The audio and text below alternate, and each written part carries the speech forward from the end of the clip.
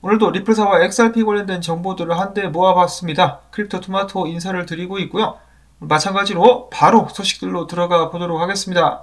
계속해서 소송 때문에 난립니다. 얼마 전에는 SEC가 강력하고도 치사한 공격을 날리려고 했었는데 이에 대해서 리플사도 맞받아치고 있는 모습들이 보여지고 있죠. 리플사는 전 SEC 의장이었었던 제이 클레이튼에게 소환장을 발부한 데 이어서 추가적으로 그의 현재 고용주인 원리버에 제이 클레이튼을 고용한 재정적 동기가 무엇이었냐며 원리버를 상대로 소환장을 발부하려고 했다라고 합니다. 원리버는 비트코인과 이더리움에 엄청나게 많은 투자를 진행했던 것으로 알려져 있죠. 이 같은 소식이 전해지자 SEC 측에서는 길길이 날뛰면서 반발했다라고 합니다. 매우 화가 나가지고 판사에게 이것을 받아들이지 말라라고 강력하게 항의를 했다라는 것인데요. 이에 대해서 존 디튼 변호사는 이렇게 이야기를 했습니다. 한번 생각을 해보자. 왜 SEC는 이 소환장에 그렇게까지 반발하거나 이런 조치에 끼어들려고 하는가? 제이 클레이튼과 그의 고용주는 민간 기업이며 리플사가 이들에게 소환장을 제출한 것이다. 원리버 변호사들은 이를 막기 위해서 안간힘을 쓰게 될 것이라고 이야기를 했습니다.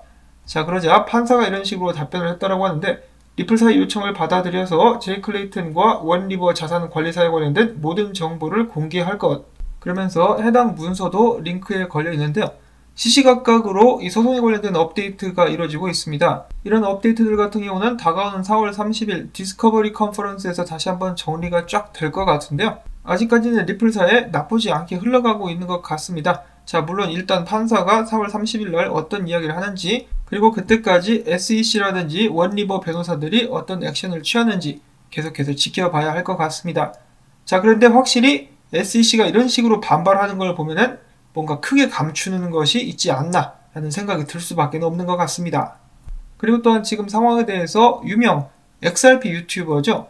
디지털 애셋 인베스터는 이렇게 이야기를 하기도 했었는데요. 게리 겐슬러 같은 경우 새로운 SEC 의장으로 4월 14일 임명이 확정되었다. 그 후 그는 원했었다라면은 바로 리플사에 대한 소송을 취하할 수 있었지만은 아직까지 그러지 않고 있는 상황.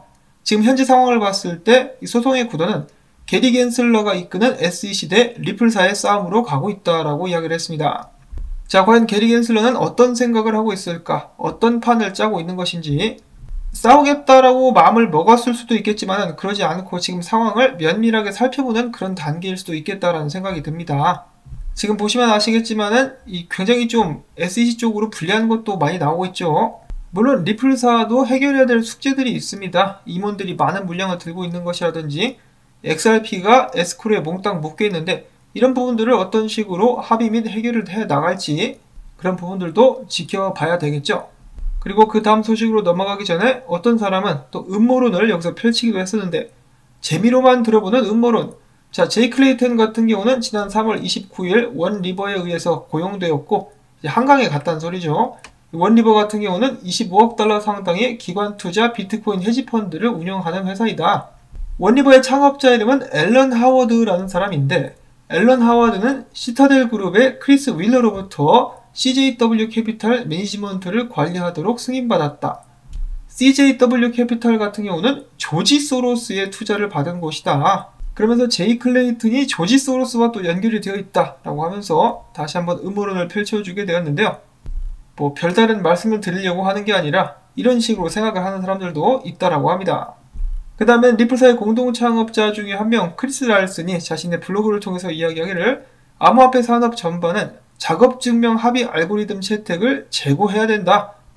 기후위기를 해결하는 것은 암호화폐 같은 신기술을 포함해서 사회와 경제의 모든 부문이 해결해야 될 최우선 과제이다. 최신 암호화폐 프로젝트들은 이미 탄소 중립적 방향으로 가고 있지만은 비트코인과 같은 초기 프로토콜은 작업증명을 사용하기 때문에 작업증명을 채택하지 말고 앞으로 지분증명과 같은 대안을 채택해서 코드를 변경하는 것을 고려해야 된다. 즉 이더리움처럼 비트코인도 지분증명으로 넘어오든지 해야 된다라고 이야기를 하기도 했었다라고 하네요. 그런데 비트코인 같은 경우는 왠지 좀 변화를 주기보다는 있는 그대로 유지하는 것을 찬성하는 사람들이 더 많지 않을까라는 생각도 드는데 그러려면은 하루빨리 이 그린 에너지를 통해서 재생산 에너지를 통해서 비트코인 채굴을 하는 방향으로 전환을 할 수 있어야 되겠죠. 자, 그 다음엔 XRP 분석 몇 가지가 있어서 들고 와봤습니다. 비트코인 도미넌스가 쫙 빠지면서 다시 한번 거대한 알트 시즌이 시작될 것이다. 그러면서 이더리움은 전고점을 다시 한번 깼는데요. XRP는 달려줄 수 있을 것인가? 여기는 이 분석가 같은 경우는 단기적으로 XRP 가격이 1달러 68센트 정도까지 올라가게 될 수 있지 않을까? 그 위에 저항이 있다라고 이야기를 해주고 있고, 360 트레이더도 비슷한 의견을 보여주고 있습니다. 360 트레이더 같은 경우는 1달러 62센트 정도의 저항이 있고, 지금 이 지지 구간에서 볼륨이 좀 많이 나와주면서 밀어줘야 된다라고 이야기를 하고 있습니다.